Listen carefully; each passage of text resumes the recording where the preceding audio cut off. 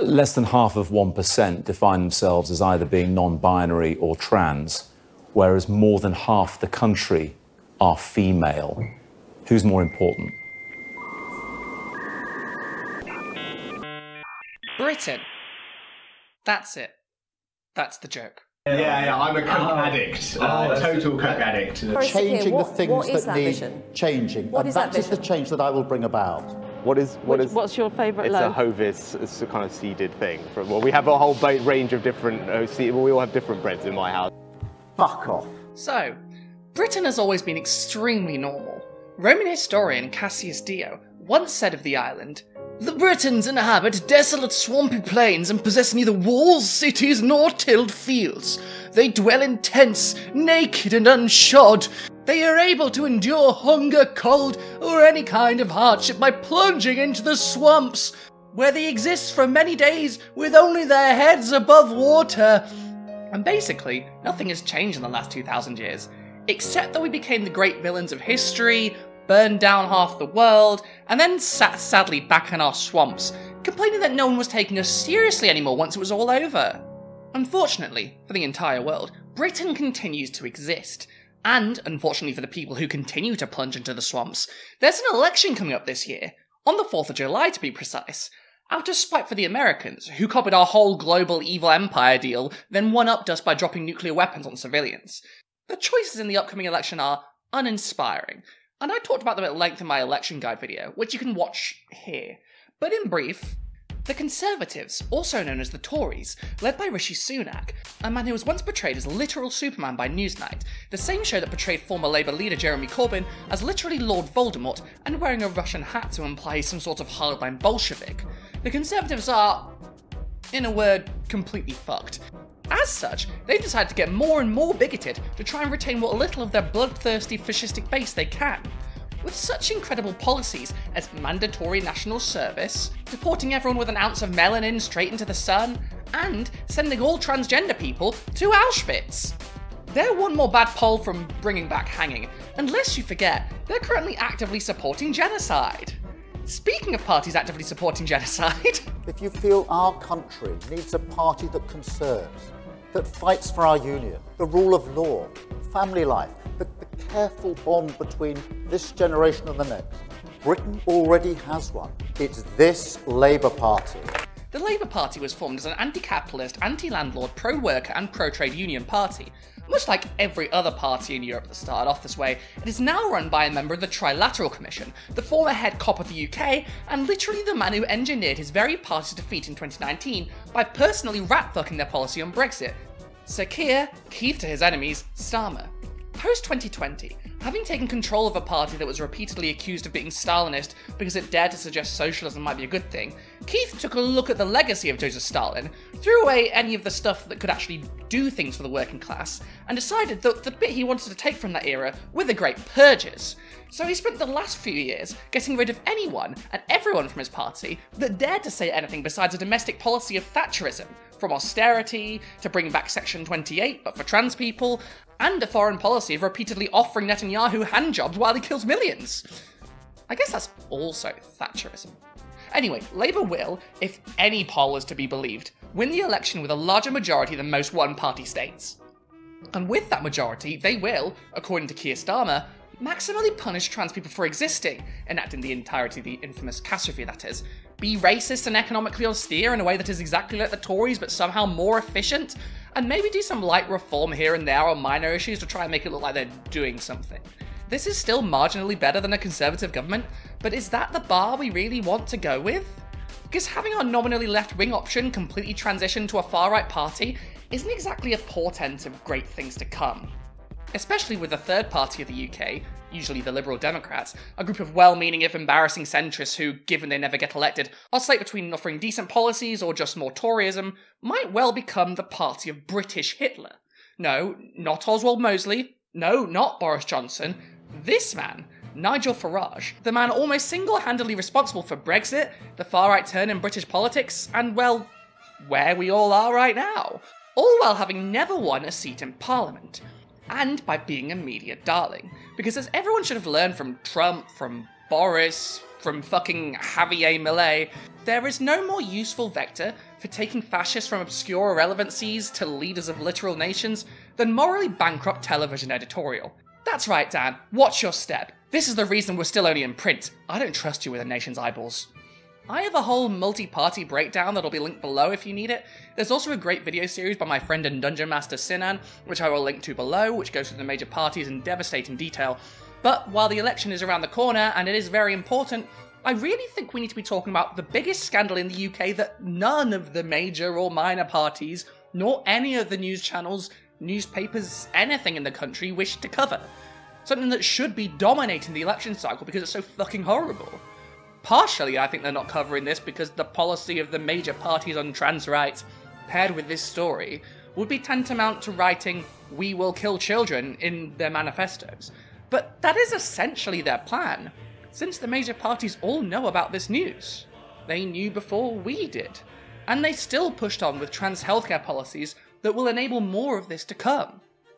I'm talking, of course, about the devastating news out of the NHS of trans children dying on waiting lists, murder by neglect, by the Conservative government, and by policies Labour has not only said they will not improve on, but that they will actively make worse, to please one woman in particular, who has made it her entire mission this election to push Labour to become more and more transphobic, as if they needed any help with that. Police were deployed in Stockton last night in response to an attack by 3 teenagers on a transgender woman. Cleveland police have called it a hate crime. There were whispers of deaths on the waiting list long before this point. In fact, it was so much of an open secret that when the Cass review came out, you might have noticed some of us trans public speakers mentioning that Cass, without a doubt, received information about children dying on the NHS waiting list for gender-affirming care, and with that information, decided not to consider this, but instead to recommend banning trans healthcare for people under the age of 25, when you can already legally smoke, drink, get married, start a family, join the army and die in the line of duty, which is somehow apparently less harmful than taking puberty blockers, because I guess bullets are less icky to both the Conservative and Labour parties than anyone with a functioning spinal column having bodily autonomy.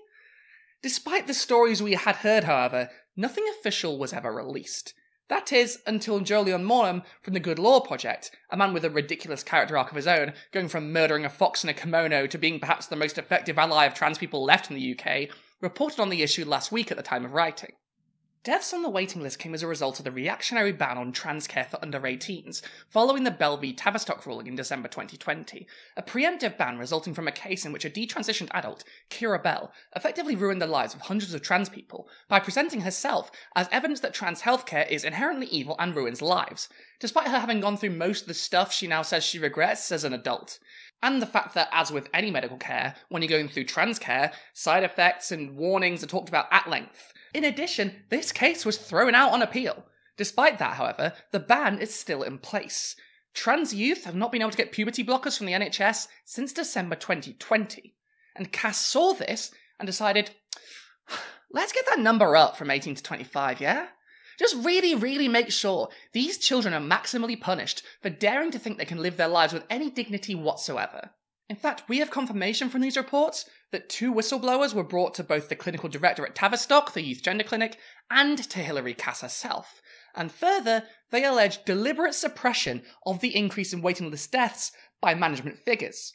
In other words, these deaths are a result of political decisions made by the higher-ups in the NHS. Not only did they know about it, this is their baby. And not only did everyone else do nothing, including Hilary Cass, these very people guided the Cass review to ensure that this problem got worse. None of the major parties are being questioned on this, and the media don't give a single shit. The election is literally tomorrow at the time of filming this. And I guarantee you, Rishi Sunak, Keir Starmer, Ed Davey, none of these ghouls have been asked about the murder by neglect of children that they actively support. If we know this now, there is no way that the heads of the major parties do not know. In fact, they almost certainly knew way before we did.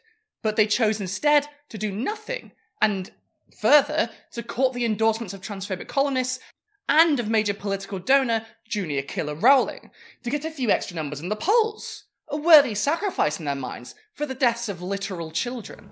To quote both Malm and freelance journalist Mira Lazine, The first whistleblower reportedly said that prior to the 2020 Bell ruling, only one young trans person died from suicide in 7 years, and that since that ruling, there have been 16 deaths.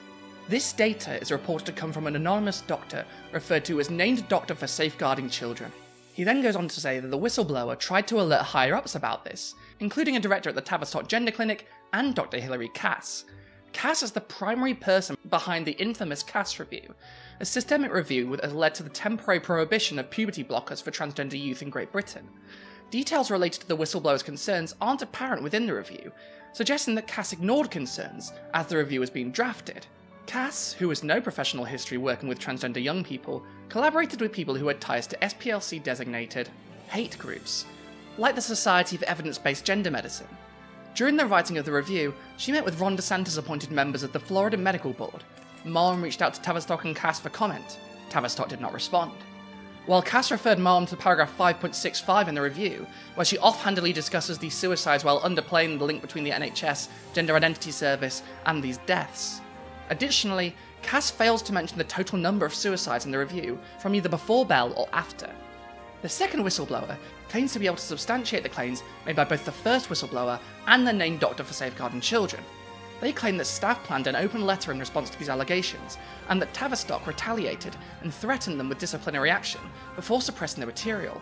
Malm then substantiates the allegations made by both whistleblowers by revealing meeting minutes that showed Tavistock staff members were well aware of these deaths. He points out that this ignores attempted suicides and does not necessarily capture all deaths. Additionally, he shows additional notes that suggest that some data was deliberately left out of Freedom of Information Act requests. Malm continues, "Good Law Project has supported several inquests into the death of young trans people on NHS waiting lists. I've spoken to the families of young trans people who have taken their lives while on the waiting list, and my inbox is full of emails from terrified patients. Our debased national discourse around trans people, the harassment of clinicians, its politicisation by some ministers, journalists, cheerleaders in the NHS has, I think on the evidence, led to young people taking their own lives. This is a profound, emerging national scandal." So they knew, and they covered it up. Not only that, the politicians that we are now being asked to put our trust in knew. I've tried to explain in increasing frustration to family and friends how trans people have been thrown under the bus, how I can't vote for a Starmer government that is promising to implement the Cass Review in full, as Wes Streeting said. For a Labour leader that is making public statements saying that he's against gender ideology, a Labour Party whose policy is to put trans people in solitary confinement, whether in prison or hospital, because our very presence is horrifying. We are untouchables to them. They saw these numbers, I guarantee. They saw the evidence that children were dying, and endorsed the decisions that killed them, planned more and worse. And the worst thing about this is, no one seems to care. People I care about, people I love, my own parents, my best friends, they take the criticism. But I've been accused of supporting the Tories because I've criticised Keir Starmer on this, while he supports policies that murder children. Children like me, that could have been me. And I'd understand the argument if the election was in any way competitive. But it's not, at all. The Tories are completely finished. The only question now is, what will the opposition look like to a right-wing Labour government that has purged anyone of good conscience, that supports Netanyahu's horrors in the Middle East, that looks at trans children dying and decides to make it worse, that looks at the horror show that 14 years of Tory rule has made of our refugee policy and decides that the solution is more deportations, harsher punishments. One whose Chancellor once promised to be harder on people on benefits than the Conservatives. A Labour Party who have been meeting with the Trump team and bragging that they're Conservatives. A Labour Party that are proudly claiming that they'll set off nuclear weapons. Well, Chris, firstly, on the nuclear deterrence, it's fundamental. It's a vital part of our defence. And of course that means we have to be prepared to use it. A party that refuses to get rid of policies that are, not to mince words, state-sanctioned social murder, like the two-child benefit cap. A party that are bragging about how they're going to further privatise the NHS. And they are going to win. That's just a fact. The important thing now is building the block that will hold them to account. And by voting for Greens, Independents, fuck, if you want to vote Lib Dem, that'll all help to make sure their opposition isn't Nigel Farage and his newborn and newly resurgent Nazi party in disguise, Reform UK. Because if they're the official opposition, and you've seen how right-wing Starmer's Labour is now, just you wait and see how far the Overton window moves after a few years of direct pressure from a far-right leader of the opposition. Starmer does not have principles. He will move to the right, and I don't know if there's a limit to how far he will move. Sunak is gone. Good riddance. I hate the Tories with every fibre of my being, but they are done. That's not the fight we're going to be having for the next 5 years. We have to fight for an actual left wing to even have a chance of existing. To push a Labour leader whose official position is to let the deaths of trans children continue, to support cutting off food and water for Palestine, to take away benefits for disabled people, leaving many to die. We're going to need to challenge him, whether within his party or from the outside. I think a lot of people, especially in election seasons, are prone to short-term thinking. Get the Tories out and then we can think about the next thing. They're already out. Some polls show them getting as little as 1 seat, less than the Greens. You've got to think further forward than that. Who is there, once this election is over, to hold a Labour Party advised by close friend of Jeffrey Epstein, Peter Mandelson, to account? What happens if we have 5 years of Blairism in a time of national crisis and nothing changes as people continue to get poorer and more desperate, and the opposition leader is a man who claims he is a solution, and his name is Nigel Farage? That is how fascism comes to power. People want change. They believe that there is no left-wing alternative, and so they go with the person promising a real radical shift. Fascism rises when the left is crushed. Whether we're talking about the violent murder of the Spartacists in Weimar Germany, the bogus corruption scandal that took down the left in Brazil that led to the election of Bolsonaro, or a man running on a vague platform of hope or change who will spend the next term keeping the poor poor and the rich rich while supplying bombs to some of the most bloodthirsty people on the planet to maintain an order that only works for a few billionaires at the top. Whether that man's name is Obama or Starmer. Most people don't know enough about politics to know that these people are not genuine leftists. For the person who's exhausted, who has no time to look at these things, they're thinking, well, we tried the change guy, we tried the left-wing alternative and nothing happened, so clearly there is no answer from the left. And they're wrong. But they're not wrong out of malice, or even purposeful ignorance. The answers have been stolen from them by people like Sunak, by people like Starmer, like a lot of people in the British media who, faced with an actual left-wing alternative, worked hard to make sure no one would ever be able to challenge the British establishment from the left. And just in case this is getting a bit abstract for you, let me remind you why this isn't abstract for me.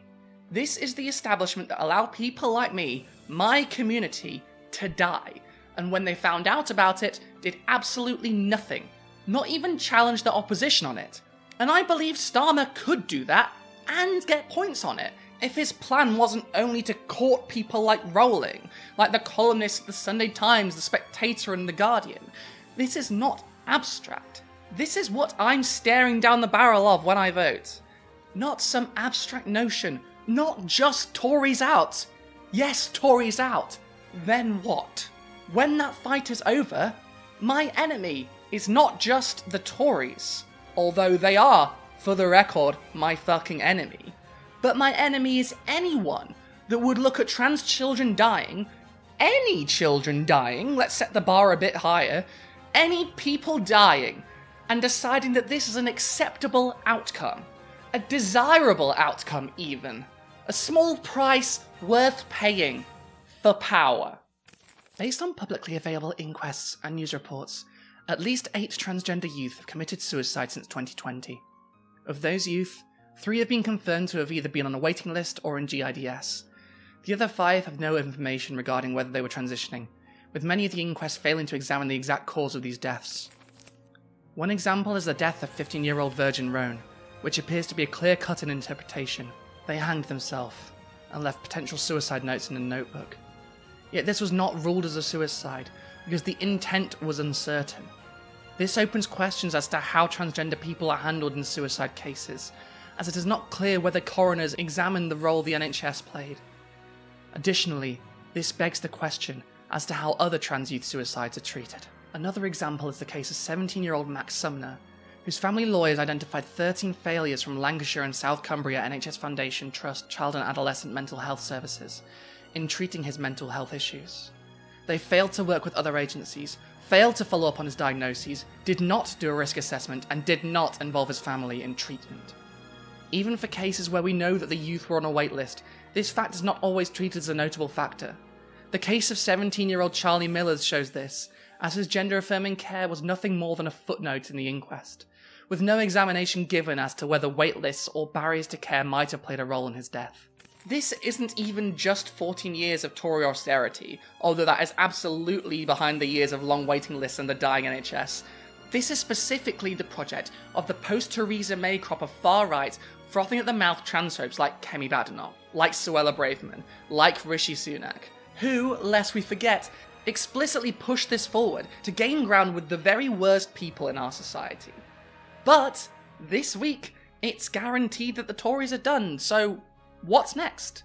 Will Labour reverse this? Well, no, not at all. In fact, instead of pushing against this, they've agreed to keep it going, make it worse, and in fact, have attacked the Tories from the far right on trans issues, promising in the last few days in a series of increasingly batshit promises to try and get the endorsement of a billionaire who everyone by now knows is completely detached from reality, and today, at the time of writing, have promised a bathroom bill that would ban all trans people from the bathrooms that don't match their genders assigned at birth, even if they've gone through all the dehumanizing and humiliating requirements needed to get a gender recognition certificate. In the words of the man without a spine himself, Keir Starmer, whose principles change depending on how much money you dangle in front of him as long as they're going further and further to the right. Transgender women have no right to use women-only spaces, Sir Keir Starmer has said. Asked by the Times if trans women with gender recognition certificates have the right to do so, the Labour leader said, "No, they don't have that right. They shouldn't. That's why I've always said biological women's spaces need to be protected." Following this, he once again expressed his hopes of a meeting with J.K. Rowling. You couldn't make me more disillusioned with the Labour Party if you tried at this point. And as much as I'll be happy to finally have the Tories gone, it truly breaks my heart to see how few people, even some of my closest friends, care about the rights of me and people like me. Anyone using trans-exterminationist language and pushing trans-exterminationist policies should cross a red line for you. But even for most people who I genuinely love, this isn't true. And it just makes me feel so fucking alone. I know that they don't want these things to happen, but it's not unacceptable to them. Apparently, people can very easily square this with being close to and even loving trans people. I don't think that people quite realise the material harm this will have on us, on our community, on our ability to survive and thrive. Even outside of trans rights, Labour is doing nothing to stop the rise of fascism. In fact, they've bullied their candidate running against Britain Hitler, Nigel Farage, into leaving his constituency, after he started getting more Twitter attention than Keir Starmer. Yes, this is actually the reason they did this. And their racist tendencies are not limited to this either. Their treatment of Diane Abbott has been awful. They purged Faiza Shaheen to parachute a party insider into her seat while she was actively campaigning for it with a newborn baby, informing the press instead of her. They gagged the Ford report revealing racism into their party. In terms of the candidate for Clacton, however, running against the biggest threat in British politics, and someone who absolutely needs blocking from power in any way you have possible, the Labour Party would rather bully someone genuinely well-liked, who could win, and instead gift his seat to our future Führer, rather than elect a popular black man who might have given better vibes than Keir Starmer. In the candidate Jovan Owusu-Nepal's campaign team's own words, he was left broken and in tears after Labour HQ intimidated him, ringing his phone repeatedly and saying he should leave Clacton and never come back. That is not a good sign, and I'm truly worried that this all ends with 5 years of Thatcherite-Starmer rule before Britain falls into the hands of Nigel Farage. Beyond that, there are no words for how bad it could get. So, outside of this election, what can you do? Well, you can protest. In fact, at the time of writing this, Trans youth are now on their third day of occupying the front of NHS England's headquarters at Wellington House, with the simple demands of healthcare, dignity and voice, and have been threatened by police presence, so joining them and putting your body on the line to protest would go a long way. Before I go, I would like to leave you with their words, so please consider protesting alongside them, or in the least, voting for a party that will not allow their suffering to continue or get worse. And if for any reason you can't protest if you're not there, they have a fundraiser that you can donate to that I'll link below. In the UK, we as trans young people don't have the right to access gender-affirming care. We used to spend years on waiting lists for medical support, but now the doors are fully closed to new patients. The medical support we need is extremely time-sensitive, and many of us die waiting. We're young people just like any others. We want to be treated with dignity, age alongside our peers, and move through the world as we are, not as others tell us we should be. And yet, our supportive parents have been threatened with child safeguarding referrals. Our pharmacies have been forced to hold back our medications, and our schools have been made battlegrounds, with us at the same time as weapon, aggressor, and victim. We refuse to live like this. We deserve better.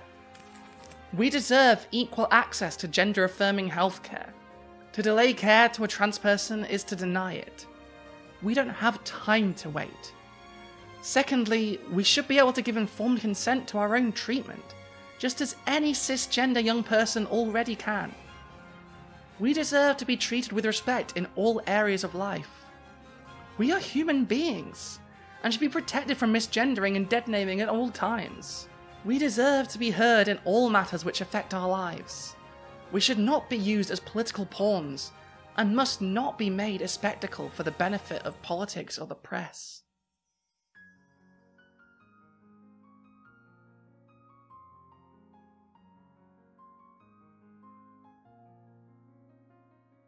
Now, to wildly switch tones from extremely depressing to begging for your money and your approval, you can give me your money and your approval by liking, commenting, subscribing, joining my Patreon, and donating to my new PC fund and GoFundMe. Oh my god, help me, my computer is dying and I need help. I would really appreciate any money you can give. I really don't want to have to stop doing these, and thankfully the computer has been working the last few weeks, but this port is dying. The last couple of times it's been a bit sketchy. I am very worried. Please help. Okay. Thank you again for watching this video. Besides the GoFundMe, if you want to give me Patreon stuff, or coffee, or other money, or PayPal, there's links below where you can do that as always. And if you sign up to my Patreon, which you can do, please do, you can get early videos, access to the members only Discord, and my Nintendo Switch friend code, exclusive content such as long-form interviews with Princess Weeks, Rosencrantz, and Jessie Gender, and you get your name read out at the end of each video, just like these lovely people. Martha and Orr, Tamsin, Bob the Builder 5445554, Isha, Nadine Della, Deborah Laboon, Vegish, Zilla's Athenium, Vince Whitaker, Amelia Unchained, Sarah Rudston, Jason Haig, Frank McManus, Susan Foster, Helena, Sierra Whiskey, Restria, Ali Catgirl, John N, Scully, Jan, Lloyd Luciente, Jason Cribbett, Shield Thaden, Robin Podolsky, Turtle Chew, Casual Observer, Terry Roberts, Manta Ray, Courtney Burmack, Sleepy Slug, Philippa Tabroga, Soma Piglet, Brain Douche, Artie Wolf, Greg Doble, Deanna McMillan, Caroline Regalado, Alexandra Lilly, Howard Lott, Nerania, Scarjan, and Joey Cobalt. Thank you so much for being here. Help!